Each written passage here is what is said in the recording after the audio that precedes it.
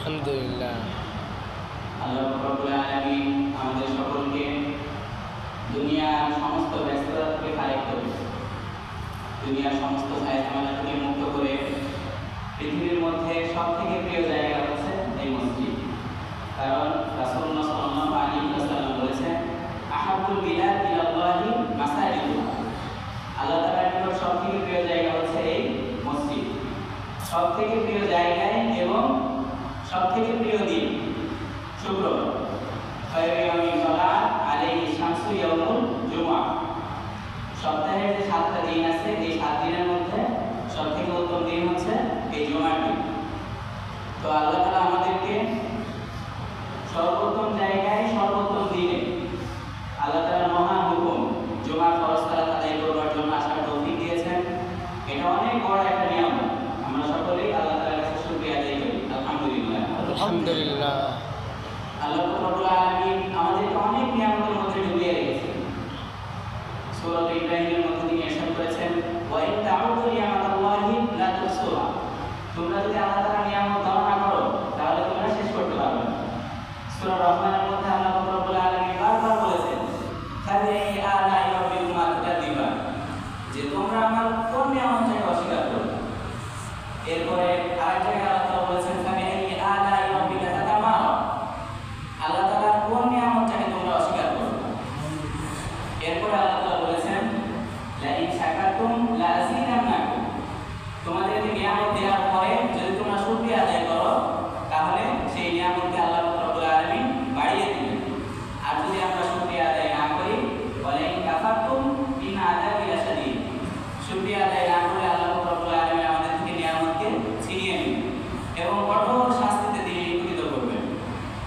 তো আমরা রবের কাছে প্রার্থনা করি, তিনি আমাদেরকে জুমার নামাজ আদায় করবার তৌফিক দিয়েছেন। আল্লাহ রাব্বুল আলামিন যেন আমাদেরকে মৃত্যুবরণ করার আগ পর্যন্ত প্রতিদিন কমপক্ষে 5 ওয়াক্ত নামাজ মসজিদে এসে পড়ার তৌফিক দান করেন। প্রিয় উপস্থিতি, আজকে কিছু কথা বলা হবে। এই কথাগুলো আমরা মনোযোগ দিয়ে শুনব। দিনের কথাগুলো দিলের কান দিয়ে শুনব। এমন যেন না হয় লাহুম কুলুবুন লা ইয়াফকাহুনা বিহা, যে আমরা কথা শুনলাম কিন্তু কথার উপরে আমরা আমল করতে পারলাম না, কথাগুলো আমাদের অন্তরে দাগ কাটলো না কিংবা আমাদের উপলব্ধি হলো না, এরকম যেন না হয়। আমরা দিনের কথাগুলো খুব মনোযোগ দিয়ে শোনার চেষ্টা করব। আর ইনশাআল্লাহ আজকে আমি পবিত্র কোরআনুল কারীম থেকে নির্বাচিত কিছু নসিহা আপনাদের সামনে পেশ করব। আপনারা সবাই শুনে মনোযোগ দিয়ে শুনবেন। ইনশাআল্লাহ বয়ানের শেষে প্রশ্ন করা হবে যে কি কি বিষয়ে বয়ান করা হয়েছে। যারা যারা প্রশ্নের উত্তর দিতে পারবেন প্রথম 3 জন, তাদের জন্য ইসলামিক বইয়ের পুরস্কার রয়েছে। ঠিক আছে, আপনারা সবাই মনোযোগ দিয়ে শুনবেন। প্রথম বিষয় হচ্ছে জুমার বয়ানের গুরুত্ব। এটা ধন্যবাদ। এই জুমার বয়ানগুলো এক একটা ক্লাসের মতো। এই জুমার বয়ানের অনেক গুরুত্ব। আপনি চাইলে আপনার জীবনকে এই জুমার বয়ান থেকেই সাজাতে পারবেন। এই জুমার বয়ান অনুযায়ী আপনি ইসলামের অনেক কিছু মানতে পারবেন। আমরা দেখেন জুমার বয়ানে নামাজের কথা শুনি কিন্তু আমরা নামাজ সবাই পড়ি না। জুমার বয়ানে রোজার কথা শুনি কিন্তু রোজা আমরা সবাই রাখি না। জুমার বয়ানে আমরা যাকাতের কথা শুনি কিন্তু যাকাত আমরা সবাই দেই না। জুমার বয়ানে আমরা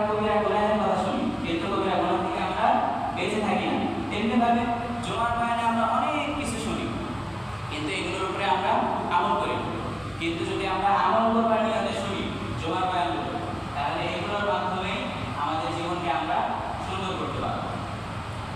প্রিয় উপস্থিতি, আজকে আমরা কথা শুনব মহাবিশ্বের মহাবিশ্বয় মহাগ্রন্থ আল কোরআনুল কারীম থেকে।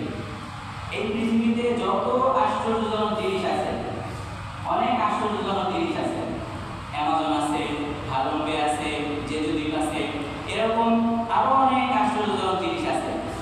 সব থেকে আশ্চর্যজনক জিনিস হচ্ছে আল কোরআন। মহাবিশ্বের মহাবিশ্বয় কি বলেন? মহাগ্রন্থ আল কোরআনুল কারীম। লা তুহসা আজাইবু, এই কোরআনের আশ্চর্যের কোনো শেষ নেই। ওয়ালা তাবলা